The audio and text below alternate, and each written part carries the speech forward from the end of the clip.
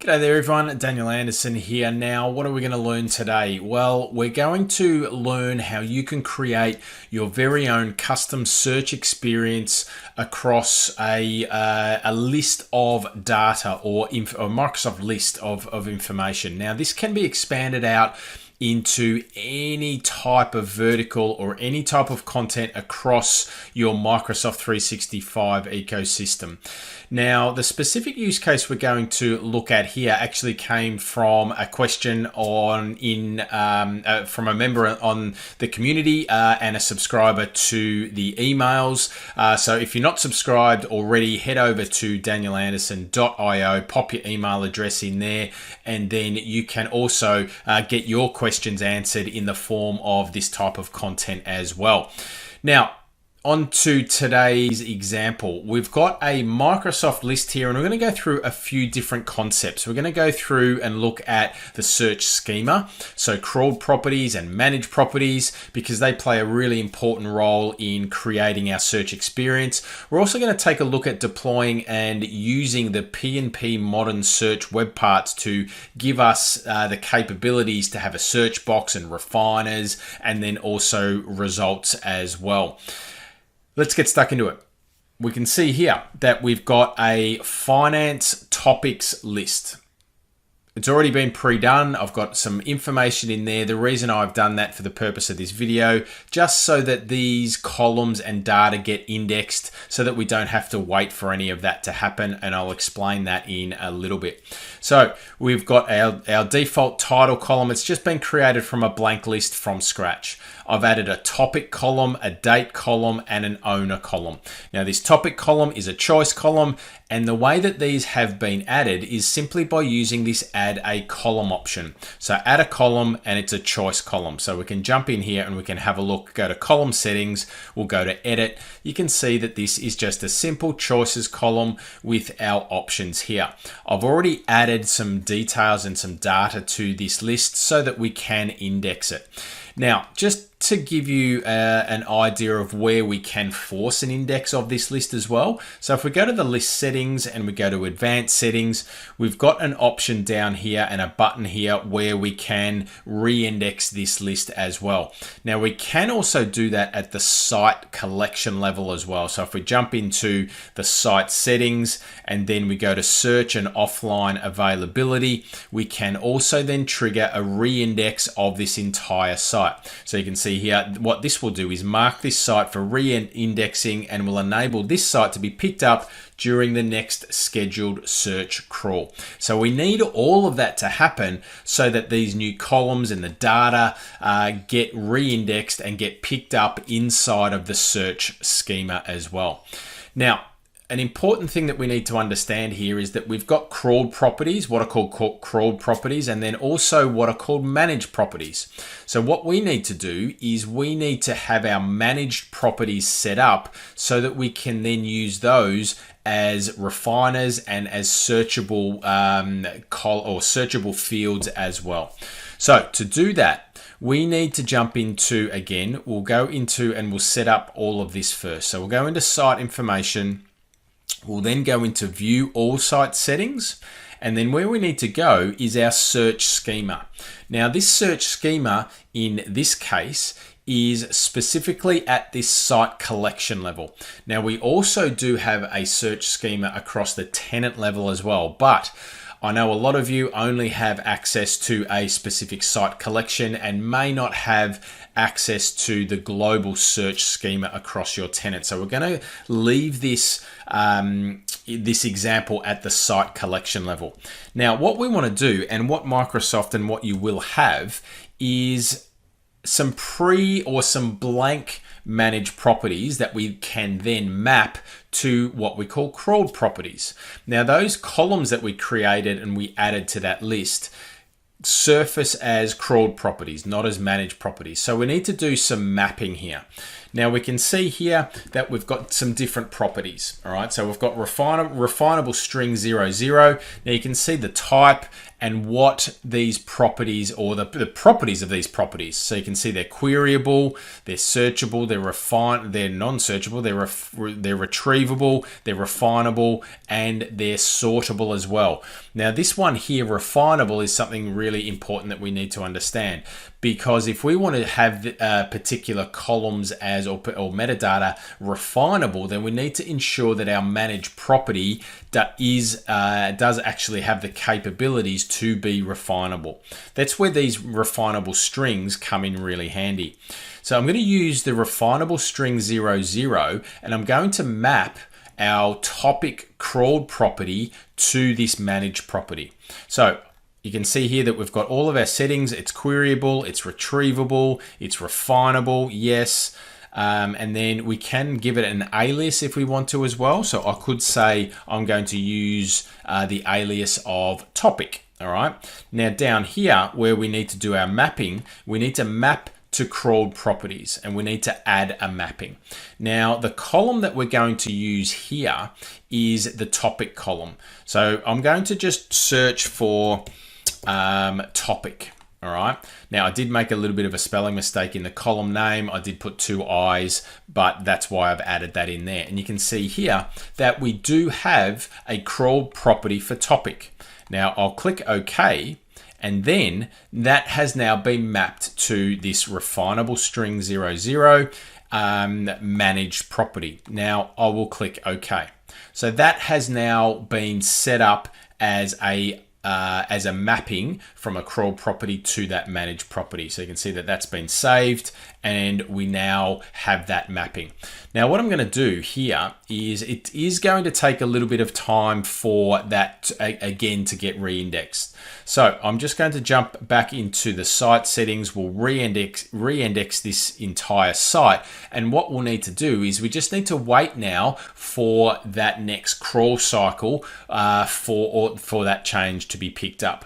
Now while we're waiting for that, let's tackle now the PnP search web part. So we want to be able to create a custom search experience that gives us a search box, a refinable panel, and also our search results.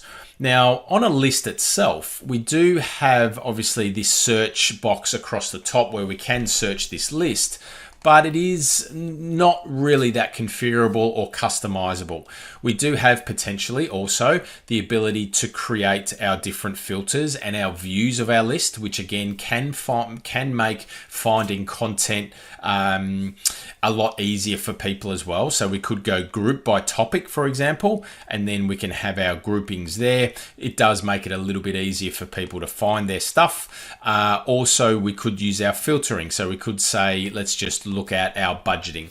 Now we could also create a view and save this view as let's just call it budgeting, and that is a view of that entire list that is just pulling out the budgeting, anything that's been tagged with that budgeting topic. All right, we could also expand on that and say budgeting topic that has Adele as the owner. So there's a double filtering option there. Again, we could make that make different types of views, which again can help in that search experience and findability of content.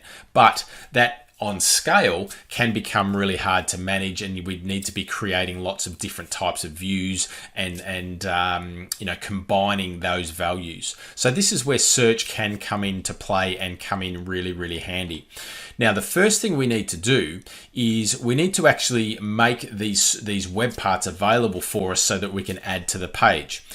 They're not out of the box, so we do need to deploy them. Now we're going to deploy them to the SharePoint app catalog, which is at the tenant level. So if you don't have access or you don't have SharePoint admin, the SharePoint admin role or any type of admin role like that, then you will need to request this from your tenant administrators as well.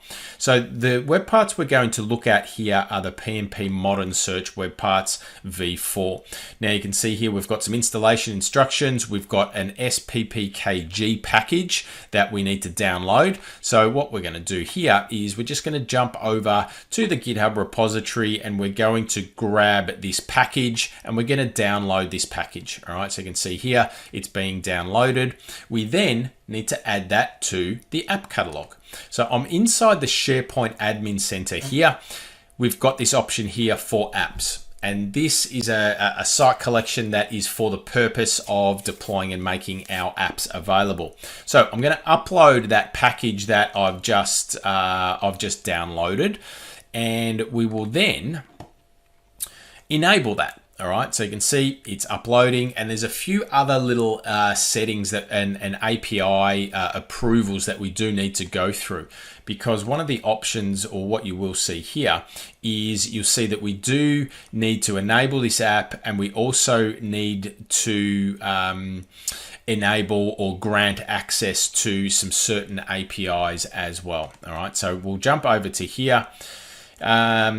Which is this one. We'll close this tab down, and you can see here that we've got the API access that must be approved after we enable this app. Now we've got the app availability options here. Only enable this app, or we can enable this app and add it to all sites, okay? And also add it to Teams. So when we go to only enable this app, you can see that when selecting this, it makes it available for the site owners to add from the My Apps page. So that's the selection that we're going to choose now. So I'm going to enable this app. As we can see, it's going to take a minute or so for it to enable, and then we'll go through and approve those APIs that we do need to make this available for us as well. So we'll just wait for that to enable. All right, so that has now been enabled, and you can see that we need to approve the access so that it works as we need it to. So we need to go to the API access page, and then we need to go through and approve all of these APIs. So these are going to load on this screen. So we'll just wait for these to come up, and then we'll just go through and we'll approve each one of these. And we will then be good to go in our and start creating our page. So we can see here are all our pending requests, and we've got these 14 APIs entries that we need to approve. So we'll just go through and approve all of these, and with the power of video editing, we'll speed through this.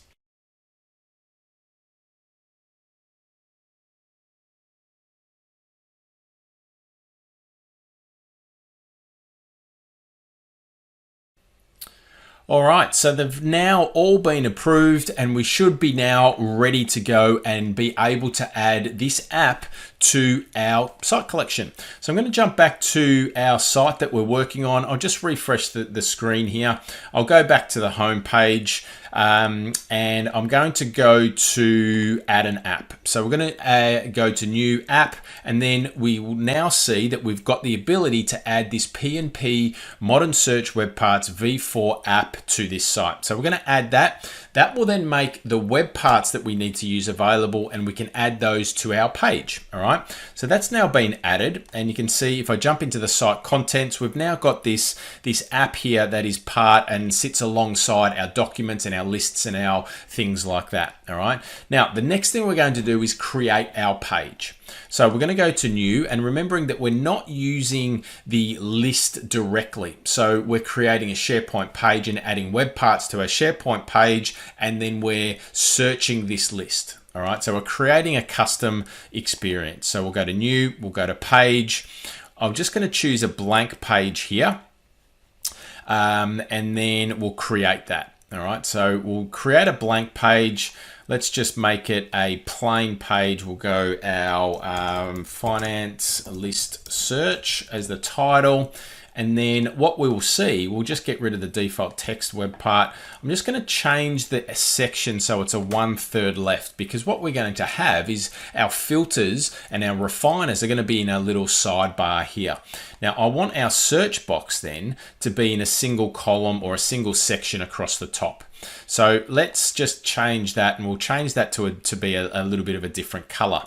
Now I'm going to hit the add, And here, if I just start typing in search, what we're going to see is we've got our 1, 2, 3, 4 new web parts that we've got available for us. So I'm going to pop in the search box across the top. I'm going to, on the left-hand side, again, I'll just go to the search and I will say our filters. And then on the right-hand side is where we want our search results. So I'll just pop in results and we want our search results there. So now we've got 3 options or 3 web parts that we've got and added to our page. Now we need to configure these so that we're searching across that finance list. So let's configure our search results first. Now we're using this SharePoint search as the data source. Now under here is our query template. Now we want to scope or refine or only search on that list. Okay, so what we're going to do is I'm just going to open up that list again and I'm going to choose and I'm going to grab this path because I want to add that path to this query template. Now what I'm going to do here is I'm going to go path and then I'm going to paste that path in there like so. And then I will hit the apply button. So what we can see here is that we've automatically got our results coming in from that particular list. Now, if we have a look quickly at our different layout options here that come with the P&P search web parts, you can see that I've got the cards and the cards is the default, but I can also have the details and I can also just have a list, or I can create our own custom view as well. But what we might do is let's just leave it as cards for now. Okay, so let's leave it as that. We've got some results coming in. Now what we want to do is we want to also maybe connect our search box across the top. So you can see if I click on the search box, you can see that we've got a couple of settings here as well. So I can say, put some placeholders text, search for finance list items as our placeholder text. Now, if I jump back to the search results web part here, and I go across onto the 3rd page of the search results, we can then set an input query and we want a dynamic query. We want to set it to the search box. So we want to pass whatever somebody enters into the search box to the results. The search box properties is the search web parts. Now we may as well do this right while we're here, because what we can now also do is connect to a filters web part.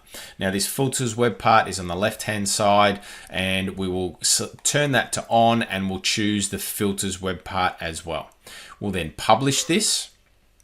And now what we can see is that we've got our page. So we've got a search box. We don't have any refiners as yet. We need to configure those, but we've got our search results. So what if we started to go and search? Let's go for revolving. Now you can see there, I've entered some text and I've brought back this item that has the revolving word in the title of that particular list item. All right. So I'll hit the cross and then we're back. All right. Now, what about our search? What about our refiners here, our filters? So the first thing that we want to do is we need to make sure that we add that manage property that we did set up before to the selected properties. So I'm going to go back into the search results web part here, and on the selected properties, which is down here, let's just have a look, and we need to make sure that we add our refinable string, which we just search for. So if we have a look, and there it is there. So we've got our refinable string. We want to make sure that we've got that available to us. All right. So now that that's selected, we can then go into our search results, our refiners. So let's just jump out of this. We can then go to our refiners and let's configure our refiners. So we want to say, use the data from the search results. So the data and the information that's coming from this, we want to connect that and we want to use that data. All right. Then we want to customize our filters. So let's give this a display name of topic.